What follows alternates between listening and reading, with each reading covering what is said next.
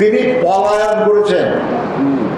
বাংলাদেশের ইতিহাসে সরকার প্রধানরা খুন হয়েছে, জেলে গেছে, কিন্তু পালায় গেছে এরকম বাজে দৃষ্টান্ত নাই।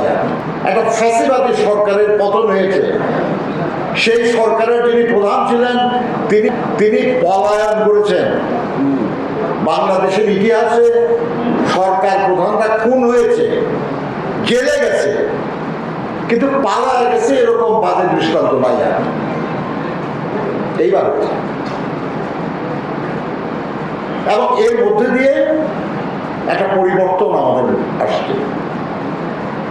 আমরা দীর্ঘ 16 বছর ধরে এই সরকারের পতনের জন্য লড়াই করছিলাম। আমরা গত 10 বছর ধরে আমরা এক দফার কথা বলছিলাম, আমরা সংস্কারের জন্য আন্দোলন করছিলাম।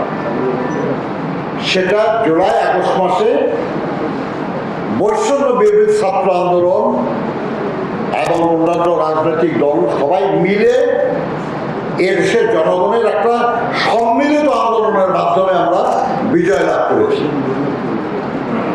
বৈষম্য বিরোধী আন্দোলন এবং জনগণের যে আকাঙ্ক্ষা এই ফাঁসিবাদী সরকারের পতন,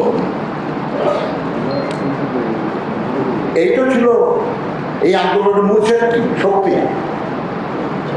এখন আমাদের কেমিক্যাল ফেডারেশনের সেক্রেটারি সাহেব তার বক্তৃতার শুরুতেই বললেন যে বিসিআইসিতে অফিসারদেরকে যেসব সুবিধা দেওয়া হচ্ছে কর্মচারী বা শ্রমিকদের সেটা দেওয়া হচ্ছে না, তার মানে বৈষম্য হচ্ছে নাকি?